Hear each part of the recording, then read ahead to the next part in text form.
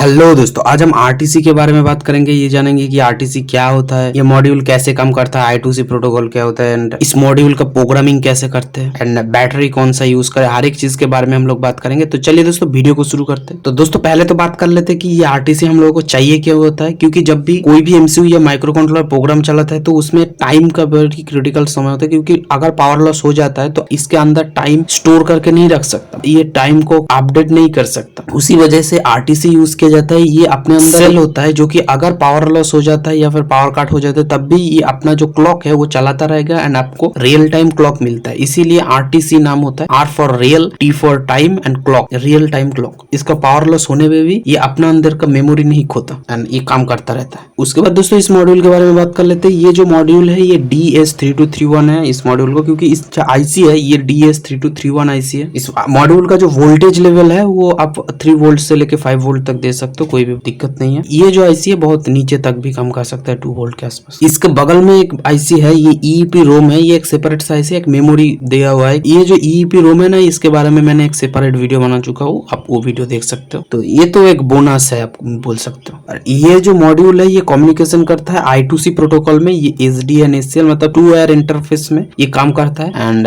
I2C protocol में काम करने का फायदा होता है कि आपको कोई भी एक्स्ट्रा पिन खपत नहीं होगा, क्योंकि I2C प्रोटोकॉल में 1 to 8 डिवाइस एक साथ काम कर सकता है 2 वायर का इंटरफेस को यूज करके। एग्जांपल के लिए अगर मैं बताऊं तो ये भी I2C प्रोटोकॉल में काम करता है। ये दो वायर के इस्तेमाल करके ये दो को ही मैनेज किया जा सकता है। ये है I2C का फायदा। I2C प्रोटोकॉल को अगर मैं और कुछ डिट में बताऊं तो I2C प्रोटोकॉल में एड्रेस सिस्टम होता है, मतलब हर एक डिवाइस का अपना अपना एड्रेस होता है एंड I2C प्रोटोकॉल की मदद से डिवाइस को एड्रेस को कॉल किया जाता है एंड उससे डेटा ट्रांसफर कर सकता है। डेटा लेना एंड देना दो ही हो सकता है। 3 तरह का कम्युनिकेशन होता है, I2C, UART and SPI। SPI होता है फास्ट ट्रांसफर के लिए, मगर SPI में पिन काउंट ज्यादा होता है एंड I2C में पिन काउंट 2 ही होता है, जहाँ पर डेटा आना जाना हो सकता है, मगर ये थोड़ा सा फास्ट होता है एंड सिंपल नहीं होता। और उसके बाद UART आता है, ये थोड़ा सा सिंपल होता है एंड सिंगल लाइन ट्रांसफर होता है एंड ये थोड़ा सा सिंपल होता है। इसको आप जानते ही होंगे, जो सीरियल कम्युनिकेशन होता है इसकी मदद से ही होता है। इसके बाद दोस्तों इस जो मॉड्यूल है, इस मॉड्यूल का पिन के बारे में बात कर लेते हैं। इसका पिन तो बहुत ही सिंपल है। ये ग्राउंड है, ग्राउंड में कनेक्ट होगा। VCC 5 वोल्ट में कनेक्ट होगा। SDA कनेक्ट होगा पिन A4 में, क्योंकि आर्डिनो नैनो का SDA 4 है। अलग अलग MCU का SDA अलग अलग होता है, तो उसी तरह से आपको कनेक्ट करना पड़ेगा। उसके बाद SCL होता है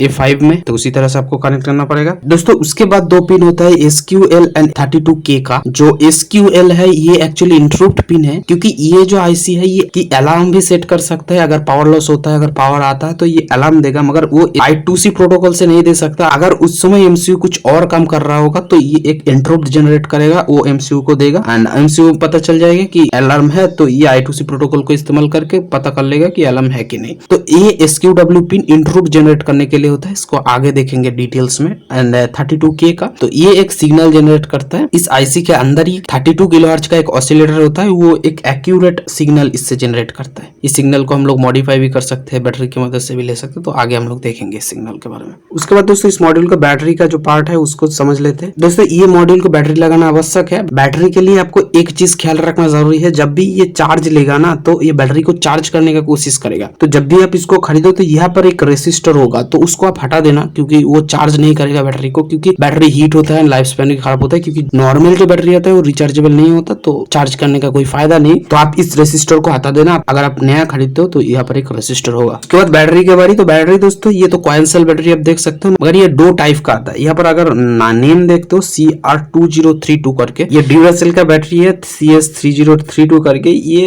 अब मैं रिकमेंड करूंगा आप ड्यूरासेल का ही खरीदे, क्योंकि ये लॉन्ग चलता है। जो भी है ये थोड़ा सा मोटा बैटरी है, क्योंकि नॉर्मल जो बैटरी आप अगर खरीदते हो 20 रुपए के आसपास, तो ये मिलते हैं CR2025 में। ये पतला बैटरी है, और अगर इसको इसमें लगाते हो तो ये ढीला होगा और सेक करने में ही बैटरी डिस्कनेक्ट हो सकता है। तो आप इस बात का ख्याल रखना कि इसका बैटरी CR2032 करके है दोस्तों। इसके बाद इसका कनेक्शन कर लेते हैं। इसका जो नॉर्मल है ब्रेडबोर्ड में कनेक्शन होगा दोस्तों। ये जो इंटरप्ट पिन है ये आर्डिनो के केस में पिन नंबर 2 या फिर 3 में कनेक्ट होगा, कुछ भी ले सकते हो, क्योंकि आर्डिनो का जो पिन नंबर 2 एंड 3 है वही इंटरप्ट को सपोर्ट करता है। तो मैं पिन नंबर 2 में कनेक्ट कर देता हूँ इसको। अगर कुछ और एमसीयू है, जैसे ये पाइपिको हो गया या फिर USB32 हो गया, वो ऑल पिन इंटरप्ट सपोर्ट करते हैं, मतलब उसका हर एक पिन इंटरप्ट को सपोर्ट कर सकता है। तो ये तो हो गया कनेक्शन दोस्तों। अब बात है कोडिंग के बारे में। तो दोस्तों प्रोग्रामिंग का बहुत ही सिंपल है। प्रोग्रामिंग के लिए आपको जो लाइब्रेरी चाहिए होगा वो DS3231 IC का नाम में ही है एंड वर्जन 1.1.2 में इंस्टॉल किया। ये लाइब्रेरी सब कुछ कर लेगा, आपको कुछ करने का जरूरत नहीं है। जो इंक्लूड करना पड़ेगा वायर लाइब्रेरी इंक्लूड करना पड़ेगा, क्योंकि वायर जो लाइब्रेरी है ये I2C प्रोटोकॉल के लिए होता है। एंड इसका एक ऑब्जेक्ट क्रिएट करने के बाद आपको wire.begin को स्टार्ट करना है। wire.begin मतलब I2C प्रोटोकॉल को बिगिन करता है एंड RTC.set क्लॉक मोड को फॉल्स कर देना है, क्योंकि अगर आप फॉल्स रखते हो तो 24 आवर्स में आवर रिटर्न करेगा। मतलब दोपहर में 12 बजने के बाद 1 2 ऐसे ना करके 13 14 ऐसे आएगा। उसके बाद एक पिन मोड सिलेक्ट करना पड़ेगा, क्योंकि जो SKW पिन होता है ना वो जो इंटरप्ट पिन उसके लिए होता है। आप एक इंटरप्ट पिन दे सकते हो एंड अटैच इंटरप्ट करके जो डिजिटल पिन 2 है उसको इंटरप्ट में फॉलिंग अटैच कर देना है, क्योंकि जब भी ये मॉड्यूल इंटरप्ट जनरेट करेगा, अगर करता है, अगर अलार्म सेट करते हो तो ये नेगेटिव में इंटरप्ट जनरेट करेगा। मतलब जनरली तो पॉजिटिव होगा एंड अलार्म के टाइम में ये नेगेटिव कर देगा, तो आपको फॉलिंग में सेट करना है। बाकी दोस्तों सब कुछ सिर्फ है। जो ऑब्जेक्ट क्रिएट किया था RTC करके उसके कुछ फंक्शन है, जैसे गेट डेट करके डेट आएगा एंड मंथ आएगा। मंथ में एक सेंचुरी देना पड़ता है। गेट मंथ करके मंथ आएगा, गेट ईयर करके ईयर। गेट डो करके है कि हफ्ते का कौन सा दिन है, इसको भी आप सेट कर सकते हो, ये भी हो सकता है। आवर करके आवर आएगा, मिनट एंड सेकेंड। आवर में ये फ्लैग भी रिटर्न करते हैं 12 आवर है कि PM है।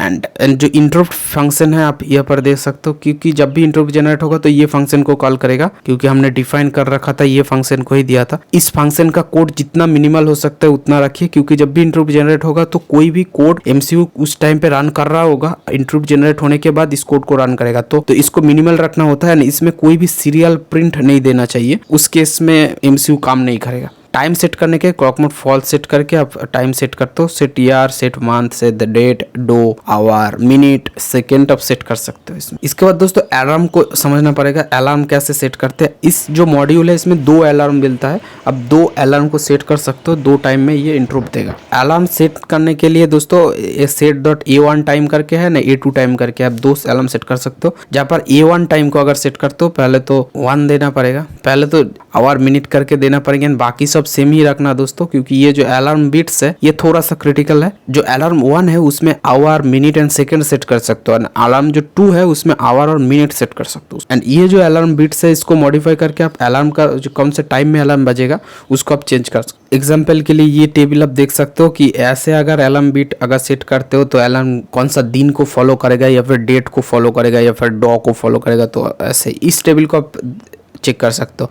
ये कोड में ही होगा, आप डिस्क्रिप्शन में लिंक मिल जाएगा उस कोड का, कोड में ही देख सकते हो, या फिर लाइब्रेरी में जो अलार्म सेट का फंक्शन है उसके ऊपर आपको कमेंट में मिल जाएगा। ये तो ऐसे ही ये सेट होता है। जनरली RTC को इस्तेमाल किया जाता है। कोई भी आप DIY क्लॉक बना रहे हो तो इसको इस्तेमाल किया जाता है।